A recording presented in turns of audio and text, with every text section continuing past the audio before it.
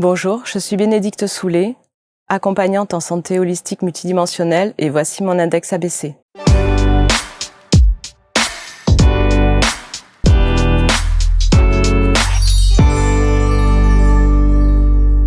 Et voici le portrait de Bénédicte. Bonjour Bénédicte. Bonjour. Merci d'être avec nous et bienvenue installée sur ces canapés pour parler de votre accompagnement. On est au cœur de la santé holistique multidimensionnelle et vous y tenez à ce multidimensionnel. Santé holistique, on aurait pu s'arrêter là. Pourquoi est-ce que vous rajoutez multidimensionnel ?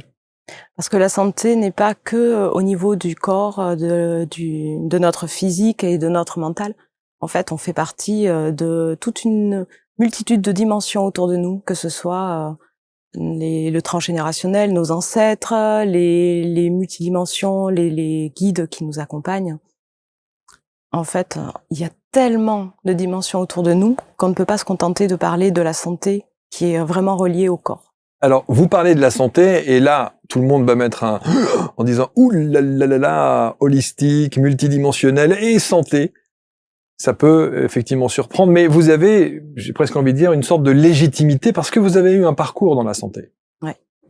J'ai fait 20 ans, j'étais infirmière pendant 20 ans, j'ai été d'abord en clinique et puis 13 ans en exercice libéral, j'avais monté un cabinet avec des amis et j'ai toujours approfondi, je me suis toujours formée dans la médecine traditionnelle et ça ne me suffisait pas. Mais par contre, voilà, je me suis dit, toutes ces compétences, je peux pas les mettre de côté. En fait, elles font partie de mon parcours. Et c'est une vraie valeur ajoutée. Complètement. Et aujourd'hui, qu'est-ce qui vous reste de l'infirmière ? De l'infirmière, qu'est-ce qui me reste ? Toutes les compétences liées au métier paramédical, tout ce que j'ai pu expérimenter, surtout en 20 ans, j'en ai quand même vu pas mal. Surtout en étant à domicile où les pathologies, les errances médicales, on y est confronté chaque jour. Et il me reste la passion du soin. Ça, je l'ai toujours eu. Elle me quitte pas. Vous avez parlé, dans le titre, vous dites, et c'est bien inscrit sur votre fiche, accompagnante. Ouais. Vous auriez pu mettre thérapeute. Ouais. Mais... Qu'est-ce qui vous dérange en vous aussi ? Il y en a plein, hein ? Oui. Ouais, Qui ça dérange de mettre le mot thérapeute ? Parce qu'en fait, je ne prends pas en charge les personnes. Et le fait vraiment de dire j'accompagne. Dire chacun est responsable de soi-même. On peut avoir besoin d'aide. J'ai eu besoin d'aide à plusieurs reprises au cours de ma vie, de mes problèmes de santé. Ouais, on va y revenir. Mais vraiment non, c'est l'idée de dire j'accompagne, je suis là pour soutenir, pour guider sur le chemin, mais je ne vais pas vous porter. Du mal-être à la plénitude, quand la puissance du cœur vous transcende. Ça, c'est ce qu'on demande à tous ceux et celles qui viennent présenter leur index. C'est ce qu'on appelle une phrase d'accroche. C'est une sorte de clem, comme l'on dit dans le milieu médiatique, mais c'est une sorte de mantra pour vous ? Complètement. J'ai passé la moitié de ma vie quasiment à ressentir un vide immense, à manquer d'amour à l'intérieur de moi, à manquer d'amour, à chercher l'amour partout, parfois même sans me rendre compte que je cherchais l'amour. J'avais ce vide, et j'appelais à l'aide. Intérieurement, et puis jusqu'au jour où en fait je me suis rendu compte que j'appelais tellement à l'aide que je faisais venir à moi des énergies qui étaient franchement nocives, néfastes. Donc j'étais déjà pas bien, mais j'entretenais vraiment quelque chose de toxique. D'ailleurs même dans mes rencontres, hein, et c'est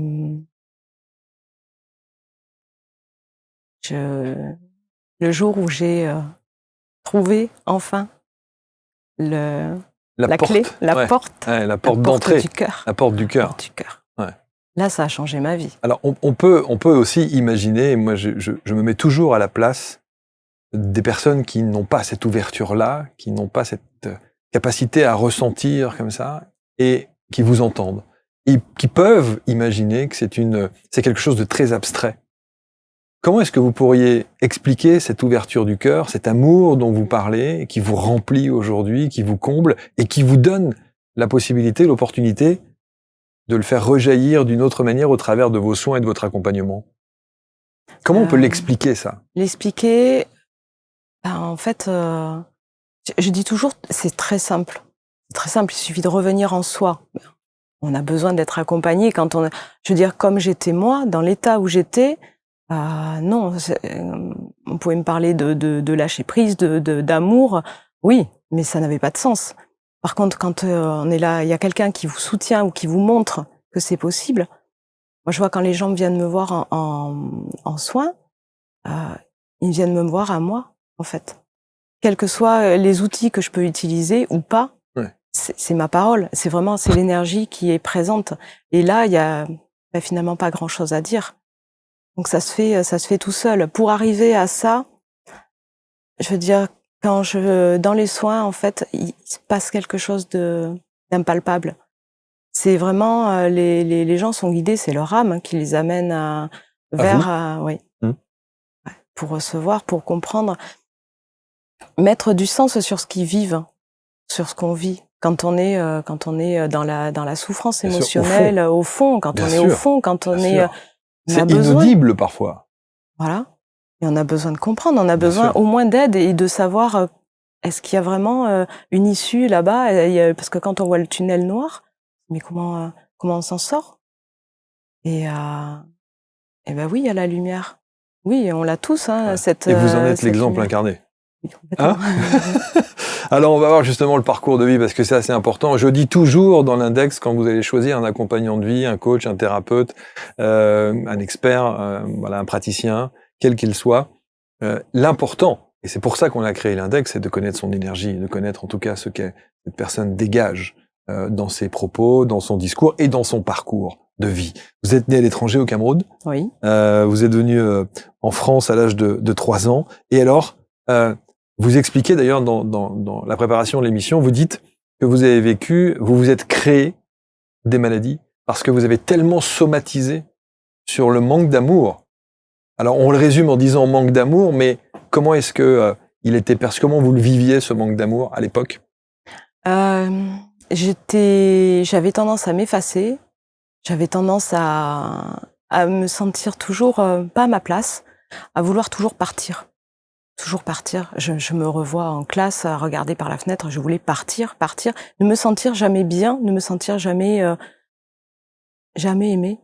Et j'avais l'amour de mes parents, mais copains, eh ben si, c'est ça qui est fou, c'est que j'avais des amis, je trouvais des solutions pour m'adapter, hein, et j'avais un petit groupe d'amis, mais je me sentais toujours différente. Et surtout, il y avait rien qui comblait. J'ai mis du temps, c'est pas, quand j'étais petite, je n'étais pas capable de comprendre ce qui se passait. C'est en grandissant vraiment où je me suis dit, mais ouais, il y a un vide à l'adolescence. Alors ça a été l'apothéose où j'ai bien vu que non seulement j'étais différente, mais en plus j'avais cette quête permanente de remplir ce vide. Mais alors, c'est dur pour les gens qui font partie de votre famille, c'est dur pour les gens qui vous écoutent aujourd'hui, peut-être, d'entendre dire « j'ai pas eu d'amour » ou « j'ai manqué d'amour ». Je veux dire, j'en ai reçu, c'est pas comme j'aurais voulu, ça m'appartient aussi, sûr, hein.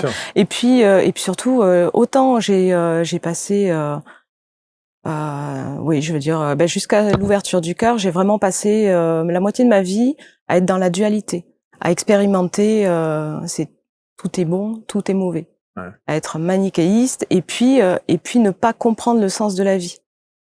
Et à partir de là, en fait, quand j'ai repris aussi ma responsabilité dans ce que j'ai vécu, j'ai compris aussi ce que mon âme souhaitait, pourquoi j'ai expérimenté ma vie telle que je l'ai vécue. Je suis allée jusqu'au bout, au bout de situations où mais n'importe qui aurait dit mais non, faut arrêter là, part. Ouais, ça va trop loin. Ça va trop loin. Ouais, ouais.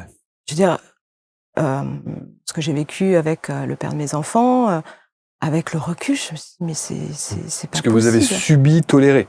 Subi, toléré, ouais. Je me suis malmenée. Ouais. Et puis jusqu'au jour où j'ai compris, et puis, mais en fait, je vais m'aimer moi. Ouais. Et ça commence par là. C'est là où c'est intéressant, et c'est là où moi je suis fasciné dans les index, c'est le moment, c'est ce fameux « le jour où ».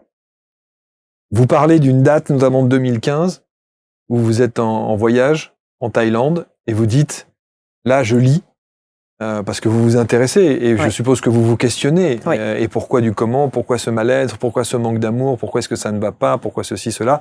Ces questions existentielles que des tas de gens se posent, bien entendu. vous lisez Ouais. et vous comprenez. Je lis, je comprends.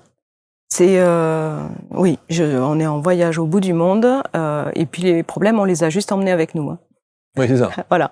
Donc, et j'ai la chance d'avoir un ami qui est sur place et qui me prête plein de bouquins de développement personnel, dont les accords Toltec, Ouais, les grands classiques. les grands classiques. Et là, non seulement, mais c'est d'une évidence qui crève les yeux. Et puis surtout, je lis aussi des livres qui me ramènent à ce qui est profondément ancré en moi. C'est-à-dire, c'est comme je lis ce que j'ai toujours ressenti. L'amour, pour moi, j'avais une image de l'amour et c'était exactement ce que je lisais. Mais c'est incroyable, c'est d'avoir dû attendre 2015, ce voyage à l'autre bout du monde. C'est-à-dire que ce mal-être, vous le portez comme un fardeau, comme ça, depuis tant d'années, et vous n'avez aucune connaissance de tous ces ouvrages qui sont vraiment des ouvrages. Et pourtant, j'étais déjà dans le développement personnel. J'étais en parcours. Je faisais de la sonothérapie dans un lieu magique. Alors, par contre, c'est ce qui m'a amené petit à petit à m'ouvrir et à comprendre l'éveil, à comprendre toutes ces notions. Mais non, je suis partie de très loin. Il a vraiment fallu toutes ces années pour. Et puis en plus, suite à ces lectures et à ce premier éveil de conscience, il y a eu une phase un peu de redescente. Il a fallu digérer tout ça et puis ensuite passer à l'action. Et qu'est-ce que vous avez fait?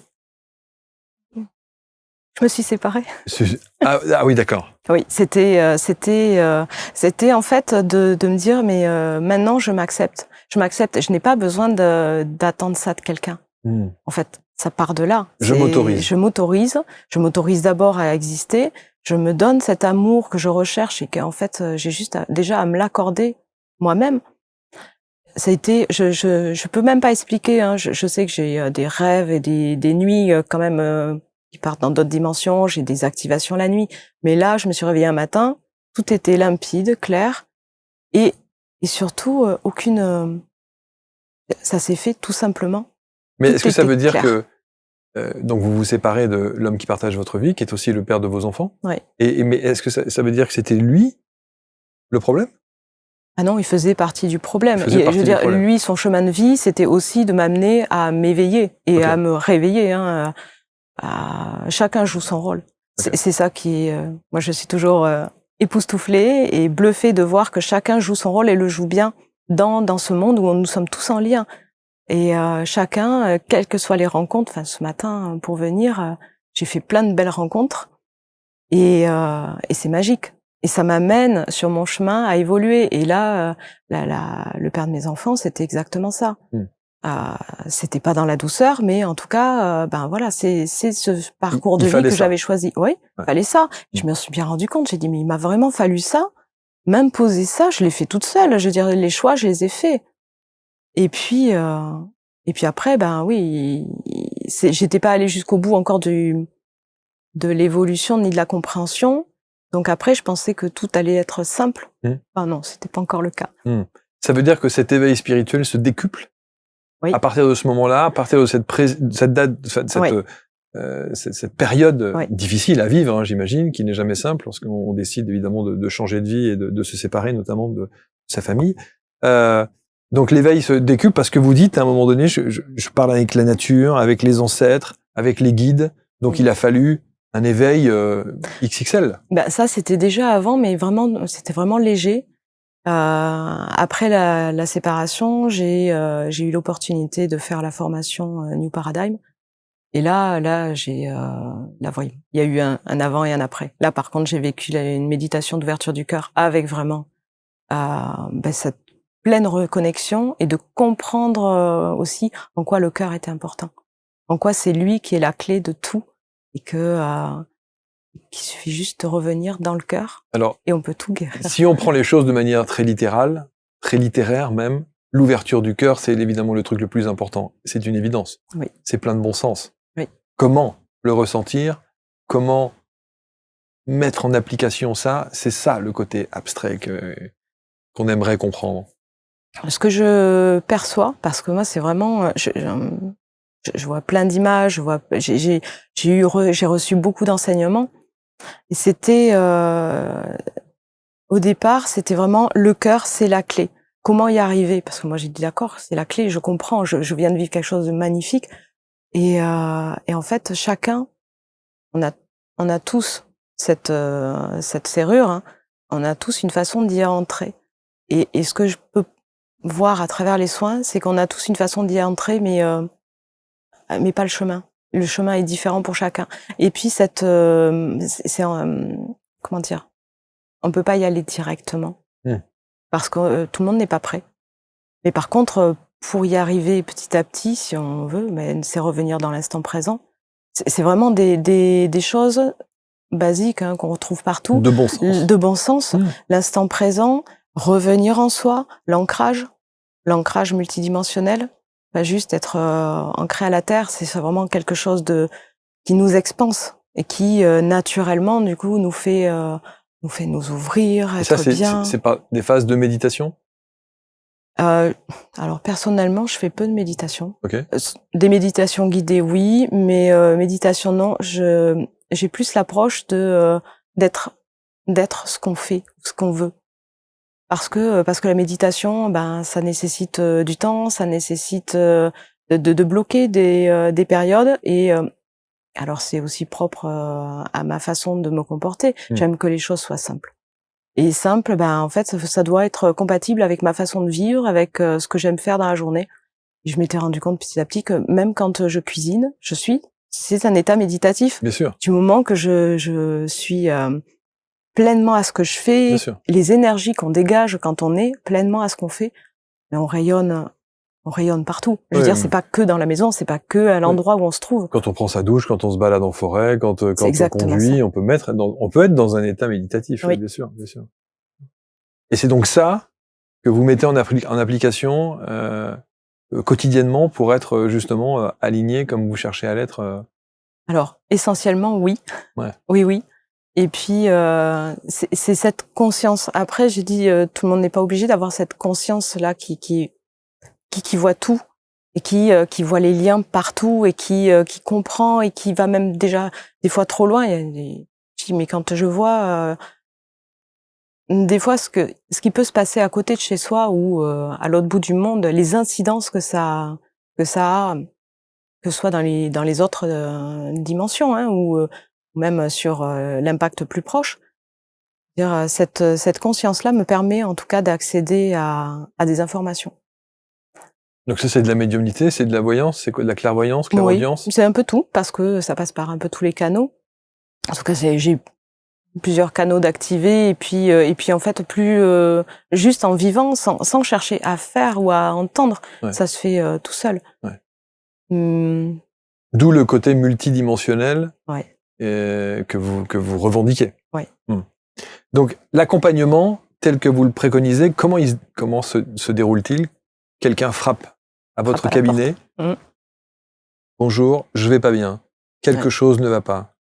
Je suis dans ce manque d'amour dont vous parlez depuis le début de J'ai envie de dire, la plupart des gens n'identifient pas le manque d'amour. Okay. Ils viennent par la porte de l'émotionnel, essentiellement, ou alors quand ils sont en errance médicale ou en problématique, et puis ils n'ont pas envie forcément d'avoir une solution chimique. Mais généralement non, c'est pas, le manque d'amour n'est pas identifié.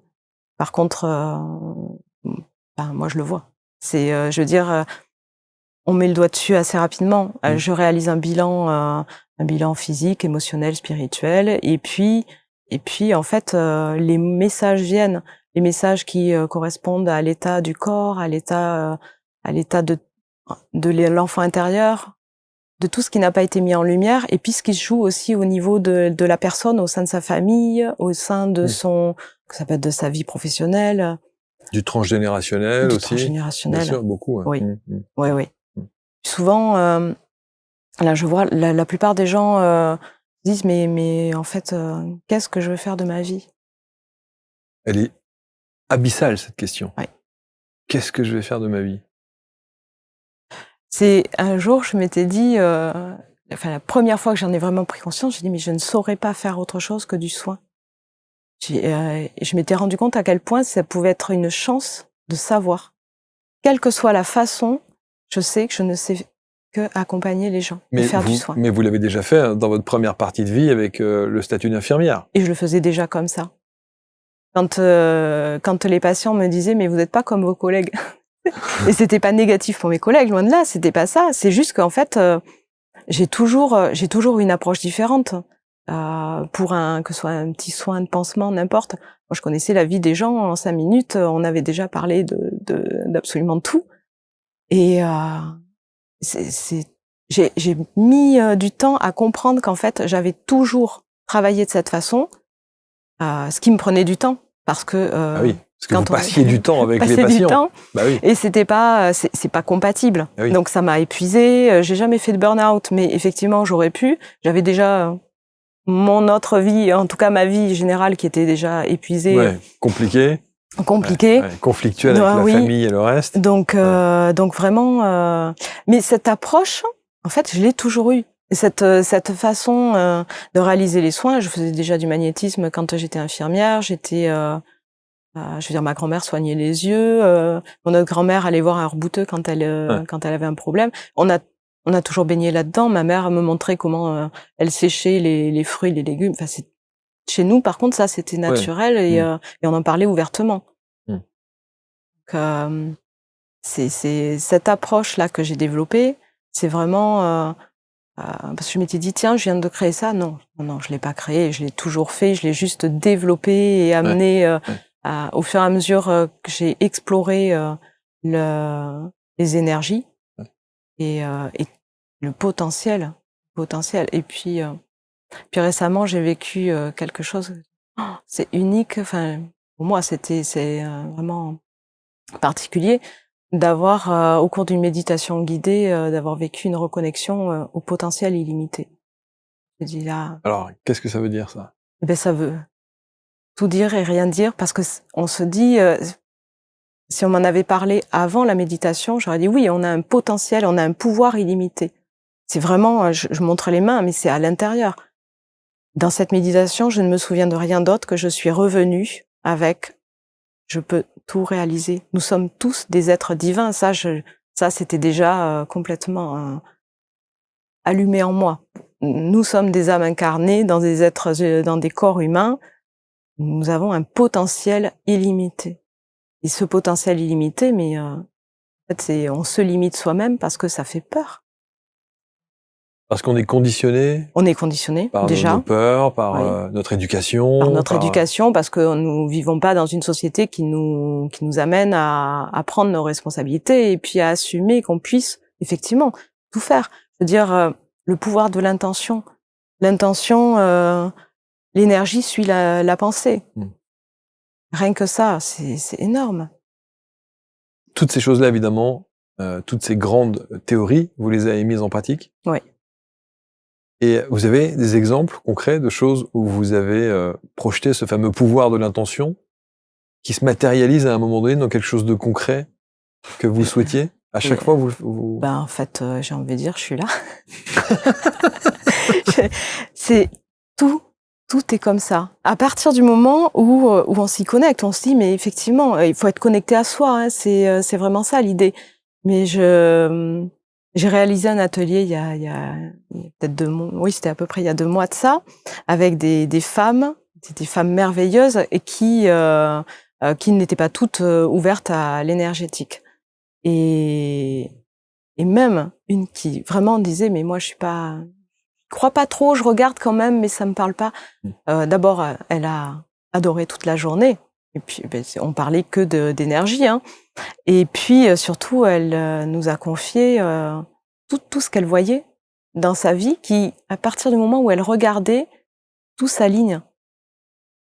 Moi, je pourrais vous en donner des exemples, mais j'en ai tellement. Enfin, je veux dire, c'est plutôt quand si je me désaligne, on va dire, si je commence à douter, là, effectivement, les choses vont être beaucoup moins fluides. Tout ce qui peut se passer va être plus compliqué.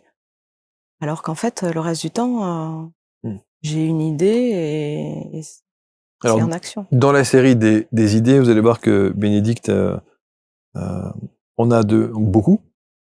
Vous avez refait votre vie. Oui. Voilà. Avec monsieur qui est agriculteur, je crois. Oui. Voilà. Et au sein de ces cultures, vous exploitez de la farine. Oui, on transforme les céréales en farine. Les céréales en farine. Et vous avez créé de la farine à haute vibration. Alors ça, il va falloir que vous nous expliquiez. Bah déjà, c'est lui, la personne qu'il est, avec ses belles énergies, oui. Sa façon de travailler la terre, qui est justement de ne pas la travailler, de la respecter. Donc déjà, il y a toute sa partie à lui, où avec le moins de chimiques, et puis on travaille en énergétique sur la terre, sur les céréales. Et ben le rendu, c'est une farine qui est en plus faite avec un moulin à type astrier, donc il n'y a pas mieux. Et la farine, elle est nourrissante, mais comme nos ancêtres pouvaient avoir de la farine, comme ils faisaient le pain qui se conservait une semaine, voilà, on a testé, c'est ça. Ouais. Mais le pain, vous mangez une tartine, je veux dire, là, vous ressentez vraiment que vous vous nourrissez. Donc c'est faisable. C'est faisable. Donc on peut cultiver aujourd'hui, on connaît la souffrance des agriculteurs, hein, ils font l'actualité de manière répétée. On peut cultiver de cette manière-là. Oui, on peut. Ça demande de repenser entièrement son agriculture. Je vois mon compagnon, il a dû, ça lui a pris des années pour pouvoir changer son mode cultural. Mais là, l'idée, je dis, on peut en énergétique.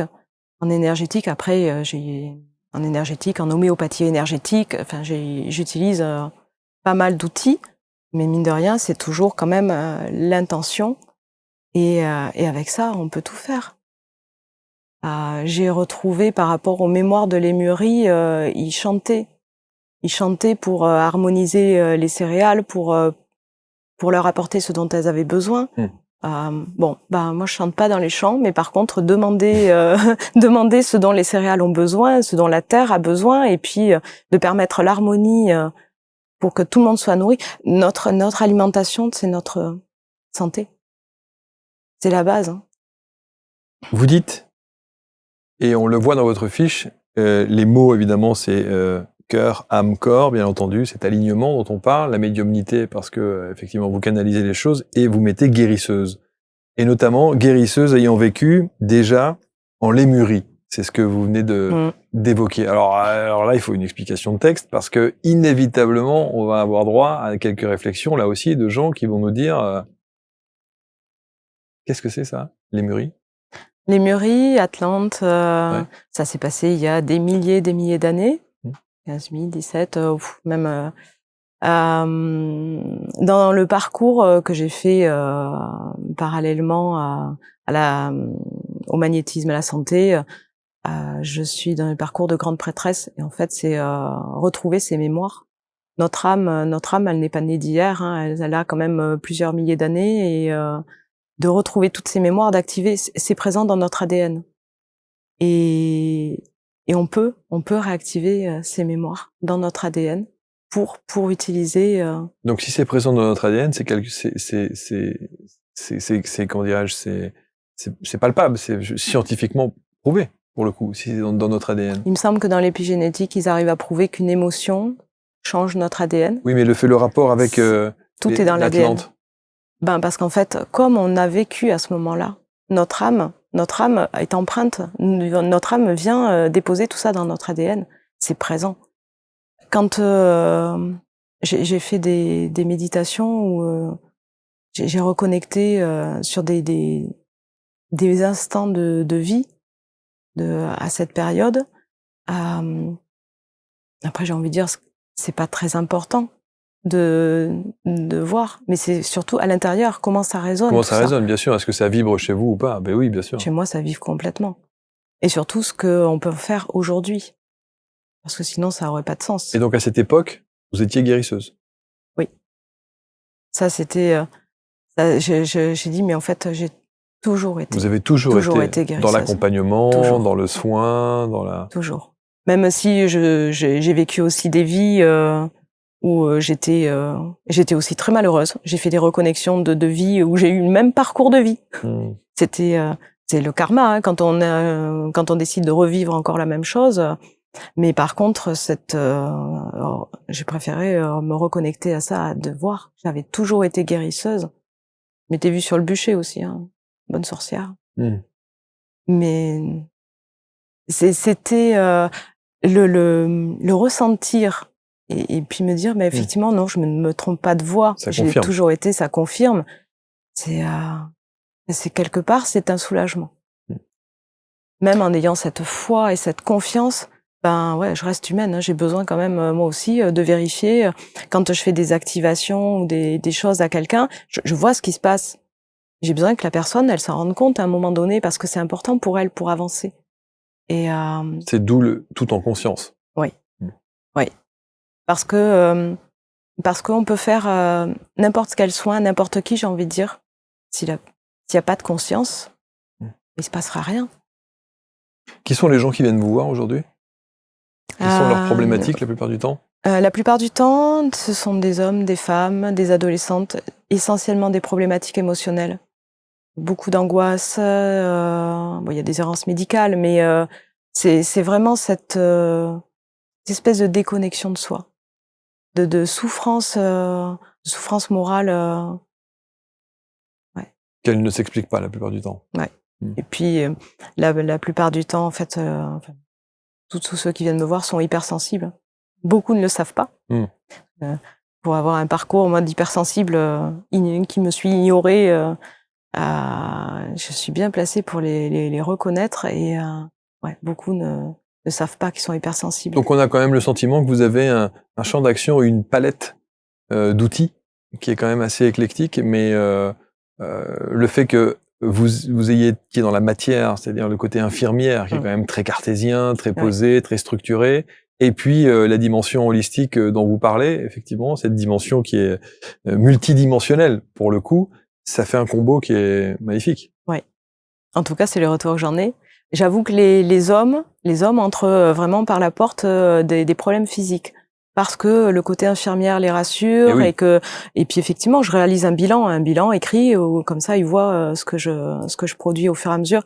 Après, c'est essentiellement la parole et à la fin des rendez-vous, ils me disent mais on a quand même abordé des choses extrêmement ésotériques. On va parler de tout un tas de thèmes dont ils n'ont pas l'habitude la plupart du temps. Enfin, Ceci dit, quelqu'un qui prend contact avec une accompagnante en santé holistique multidimensionnelle s'imagine bien que la dimension spirituelle est là quand même, non? Il y a la dimension spirituelle, mais c'est pas ça qu'ils viennent chercher. Okay. En tout cas pour les hommes, hein, parce que ça reste un peu plus délicat pour eux, en tout cas.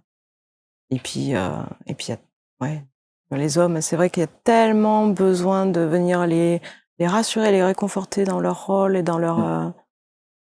ils sont tellement... Toutes ces maladies psychosomatiques que vous avez générées, évidemment par définition, est-ce que aujourd'hui tout ça est du passé? C'est là où je dis, si je me désaligne, mais je sens tout de suite la petite pointe dans le dos. Ah oui. Et c'est rien. Je veux dire, c'est rien. Mais par contre, c'est oups. T'es sûr que... Petit rappel à l'ordre. Oui, petit rappel à l'ordre. Et pourtant, je n'ai plus rien. Je veux dire, j'ai fait des migraines encore jusqu'au mois de décembre. Et c'est fini. Et le jour où, la dernière que j'ai eue, j'ai dit, ça y est, c'est fini, j'ai compris, c'est vraiment passé quelque chose. Au-delà de la somatisation, il y avait aussi tous ces... on vit de tels changements énergétiques au niveau de la Terre que nos corps les ressentent et des fois, ils ont du mal à s'ajuster. Il y a vraiment... ça peut être très compliqué et j'en sais quelque chose. Et j'ai vraiment transcendé ça pour en arriver à me dire c'est bon, ça y est. Je n'ai plus besoin de passer par la souffrance pour continuer d'évoluer, pour comprendre. Et puis c'est ça, en fait, les gens qui viennent me voir, c'est aussi pour éviter ça. On n'est plus obligé de souffrir, on n'est pas obligé d'en passer par la douleur. Effectivement. Alors, vous parliez du manque d'amour en début d'émission. C'est fini ça aussi? Ah oui. C'est vrai? Waouh. Oui. Ça, c'est un beau cadeau. C'est un beau cadeau et surtout de me dire, si j'ai des doutes, quand je pense quelque chose, je me demande toujours, mais qu'est-ce qu'il y a derrière? Est-ce que c'est de la peur? Si vraiment j'ai un doute, est-ce que c'est de la peur? Parce que dans ma façon de voir les choses, il y a l'amour et la peur. Il n'existe pas d'autres énergies. Et du coup, voilà. Mais vous dites que ce sont 2 énergies d'amour. Ce sont des énergies d'amour. De toute façon, elles permettent d'évoluer. Mais on a besoin d'être dans l'amour pour avancer. Donc dès que vous avez un doute, une émotion ou un questionnement, vous vous posez tout de suite cette question. Ouais. Où est-ce que je suis? Où est-ce que je me place et d'où ça part? Ça change tout. Ça change tout. Et je le vois dans des conversations que je peux avoir avec mon compagnon. Si jamais... d'où ça part? Non, non. Et on le sent tout de suite. Dire, attends, t'es sûr là? C'est... On peut faire beaucoup d'exercices pour aller voir, on peut écrire, on peut aller rechercher, mais revenir dans son cœur, revenir dans son corps, ressentir les émotions telles qu'elles sont à ce moment-là, ça parle beaucoup déjà. Déjà, même si on peut pas y accéder, c'est aussi parlant, si on n'a pas accès à son corps. On peut vous consulter à distance? Oui, essentiellement à distance d'ailleurs. Essentiellement? Oui. Ouais. En présentiel, il y a un cabinet? J'en avais un, j'en ai plus. Bon, mais maintenant, effectivement, on a la possibilité de le faire très rapidement à distance. Est-ce que vous voulez qu'on dise un mot sur les cercles de parole? Ouais. Ah, ils sont. Il y a un projet? Oui, il y a un projet de cercle de parole pour les hommes. Ouais. Pour justement ramener cette unité, en soi, de la partie féminine, la partie masculine, dont on a besoin pour se connecter à son cœur. Il y a besoin aussi d'accompagner les hommes pour qu'ils retrouvent aussi cette unité et puis nous soutenir, parce qu'on est là pour se soutenir, les hommes, les femmes, et réunir notre cœur. Vous savez que parfois, juste pour terminer, Bénédicte, je me dis, quand vous avez la chance de percevoir des choses comme ça de vos vies antérieures, et notamment de l'époque des Atlantes, etc., je me dis, quand quelqu'un a cette faculté-là, cette possibilité-là, ce ressenti-là, est-ce qu'il n'y a pas une sorte de nostalgie presque à se dire c'était mieux avant? Non. J'étais tellement mieux à l'époque d'eux. Non, parce qu'en fait, la nostalgie, je l'ai même connue quand je regardais mon enfance. Je me dis, j'étais nostalgique de certaines choses, pour revenir sur du concret. Et quand j'avais fait la méditation d'ouverture du cœur, la nostalgie, elle a complètement disparu. Je veux dire, tout ce qu'on vit a du sens, ça nous amène à un endroit. C'est sûr. Et donc, non. Les fois où j'étais pas bien, où je me disais mais je veux retourner là-haut, j'y suis tellement mieux. Enfin, c'était pourquoi je suis là. Enfin, c'est tellement lourd, tellement dense, c'est tellement difficile. Et puis un jour, je me suis dit mais en fait, sans ce corps, sans cette vie, je peux pas vivre tout ce que je vis, tout ce que j'ai la chance de vivre. On ne fait que vivre une expérience. Et ouais, ce corps, quelles que soient nos vies, merveilleuses, difficiles, ce n'est qu'une expérience. Donc je suis bien contente de la vivre. Et puis les Mûries Atlantes, c'était avant. Et puis c'était avant. Ça nous permet d'avancer maintenant. Et vous vous posez la question de l'après? De l'après maintenant ou de l'après Non, les prochaines là. Oh. Non? Elles seront belles. Ouais. Forcément, c'est de l'expérience. C'est de l'expérience. C'est fascinant de vous entendre. Accompagnante en santé holistique multidimensionnelle, s'appelle Bénédicte Soulet. On va vous mettre autour de cette vidéo l'intégralité des liens pour rentrer en contact avec Bénédicte. Et puis faites des jolis voyages, des jolis allers-retours, dans vos vies passées, dans tout ce que vous avez la chance de pouvoir ressentir, percevoir. Et on peut comprendre qu'au travers de votre accompagnement, il y a des solutions. On peut changer les choses. On peut tout changer. Et faire évoluer les choses. Oui. Ouais. Merci Bénédicte. Merci Marc. Merci. Bon retour du côté de Bordeaux? Non? Oui, Sud-Gironde. Sud-Gironde, voilà. Merci à tous. Vous commentez, vous partagez bien sûr. Contactez Bénédicte, les liens sous cette vidéo et on se retrouve pour un prochain portrait index. Salut.